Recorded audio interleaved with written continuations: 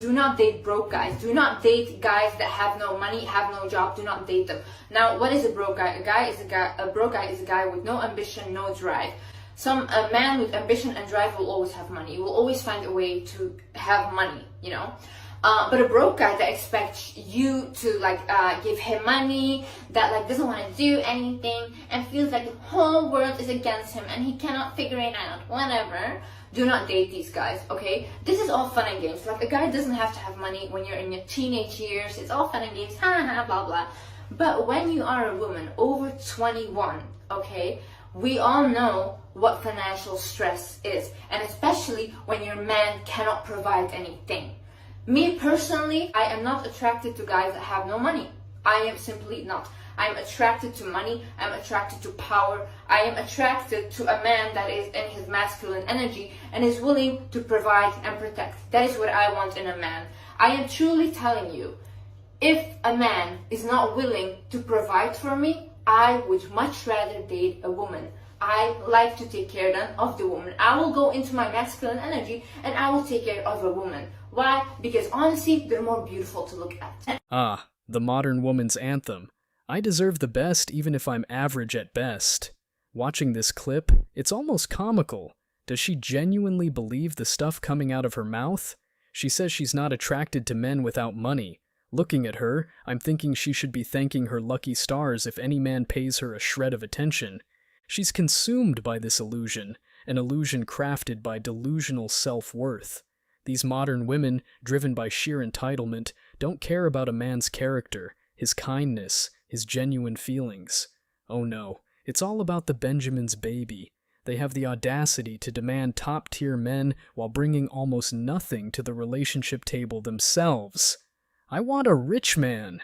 But darling, what do you have to offer that deserves the privileges of a luxurious lifestyle?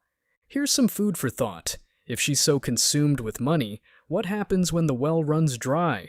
Or if another man with a bigger wallet waltzes by? Trusting a relationship built on the foundation of money is like building a house on quicksand.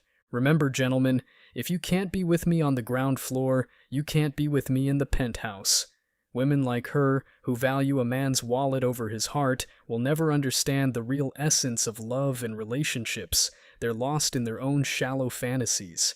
It's the content of a man's character, not the size of his wallet, and men deserve someone who can see and value that. But hey, who needs depth when you have superficiality, right? But here's a question that perhaps we should be asking. Should you be dating if you're broke? If your pockets are empty and your bank account's in the negative, should you be trying to pursue love? Frankly, if you're not financially stable, if your life is a chaotic mess, then maybe it's best to hold off on the dating. Every relationship, including the one with yourself, demands time, energy, and dedication. It requires a solid foundation. And let's be real, if your life isn't in a good place, that foundation is going to be shaky at best.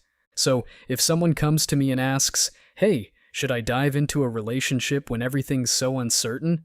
I'd tell them to reconsider. Why pour your time into a gamble, especially when you don't even have your own life sorted? She might be a dream, or she might be a nightmare, but is it worth the risk when the odds are so dicey? Instead, invest in yourself. Level up so that you don't have to run after high-value women. Instead, you pull them to you magnetically because you've transformed into a high-value man. Focus on self-improvement. Rise to a level where you're surrounded by quality. Automatically, you'll find yourself among high-caliber people in high-standard environments. The kind of woman who fits into that setting will be naturally drawn to you. But if you find yourself stuck with subpar women, with individuals who constantly drag you down, question why they're in your life. People who aren't elevating you are weighing you down. Don't waste a single moment on these low-grade relationships. Trim the fat from your life and make room for quality. Elevate yourself, and by the law of attraction, your environment and the people in it will level up with you. If you're still tangled up with women full of drama and issues, it's high time you rethink your circle. Surround yourself with better, and you'll attract better. So, to every gentleman out there, prioritize your growth and watch as everything else falls into place. Cheers to leveling up and embracing a life of quality. We need to stop dating ugly men. We're feeding into their delusions. They think they can fool every one of us now. They are incorrect. We need to stop lowering our standards. Okay, ladies? Oh, the audacity of this one, saying we need to stop dating ugly men because we are feeding into their delusion. Lady, take a step back and look in the mirror. Let's break this down piece by piece. Firstly, we need to stop lowering our standards. Okay, what exactly are these standards we're talking about? Last time I checked, a real relationship goes beyond surface-level aesthetics. It's about connection, understanding, compatibility. But go off, Queen. The real hilarity here is the audacity. The real delusion is thinking that they themselves are leagues above these so-called ugly men. Ever stop to wonder if perhaps these men might feel the same about you? We've gone over this time and time again. Today's society has these average-looking women convinced that they deserve a man straight out of a Vogue magazine, while they sit there with every possible beauty tool at their disposal to mold, reshape, and redefine their own standards of beauty. Makeup transformations are Exhibit A of the lengths women will go to completely alter their appearances. Guys, don't forget videos like this exist. I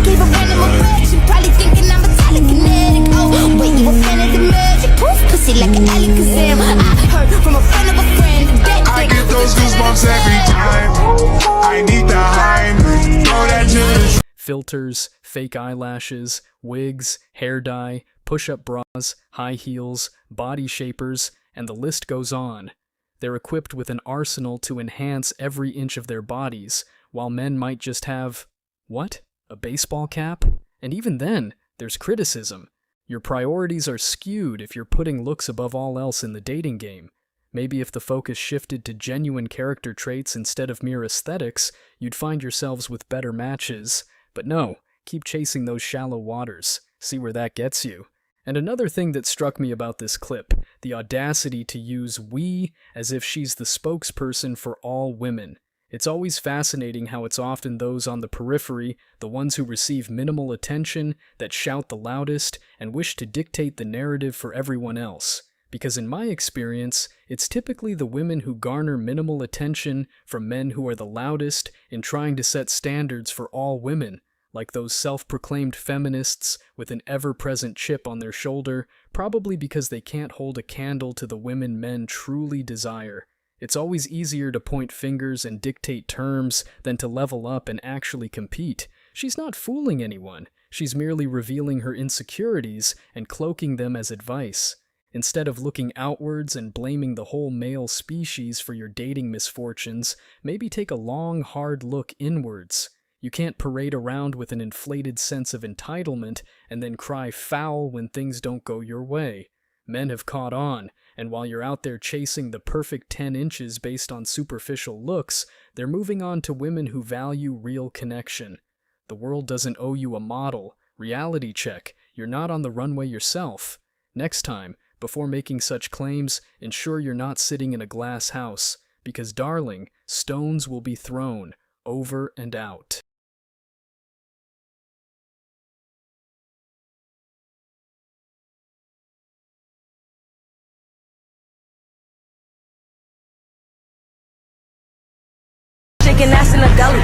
Another empowered woman with a measuring tape, thinking it's cute to size up a man's height before even allowing the privilege of conversation. But let's just pause for a second. If a guy decided to bring a scale and makes women get on the scale first, or whip out a measuring tape for a lady's waist, or asked for her bra size straight up, what would happen? I'll tell you.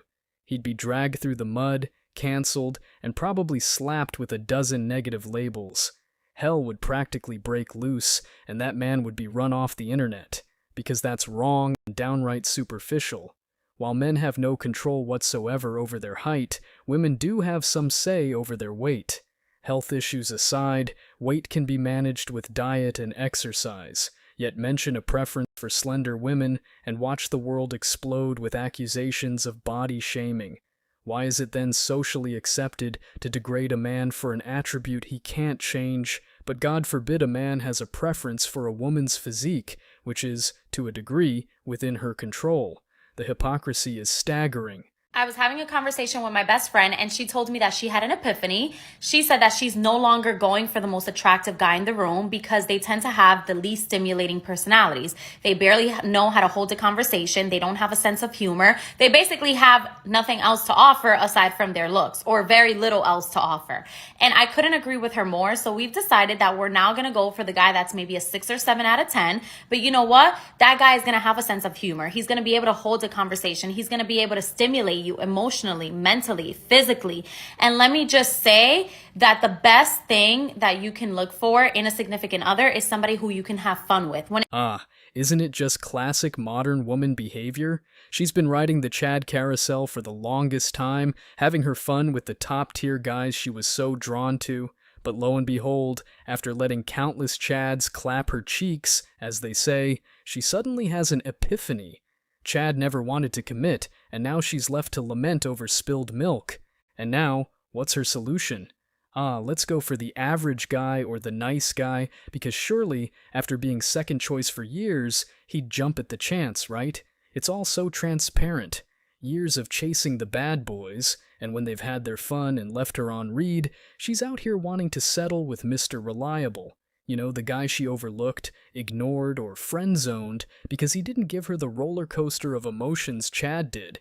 The so-called average guys aren't just sitting around waiting for you to finish your flings and finally notice them. They're not backup options. They want genuine connection, respect, and love, not to be the safe bet you crawl back to when Chad doesn't text back.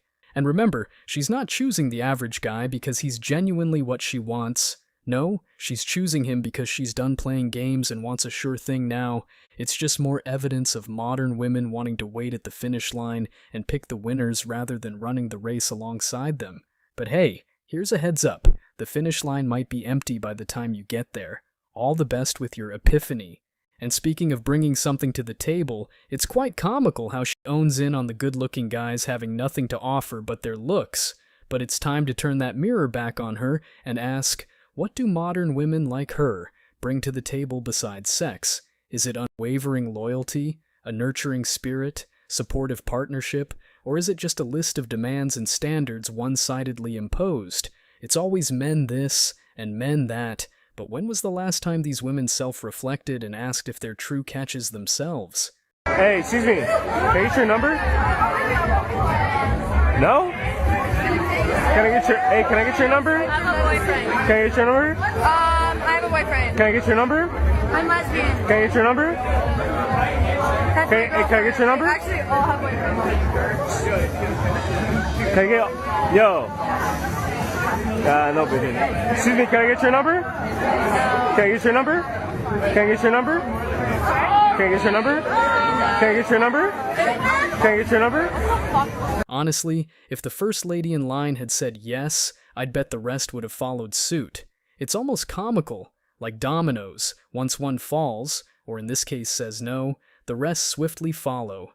Modern women are so influenced by their peers that it's not about what they want, it's about the collective mindset. God forbid one of them seems easy or different.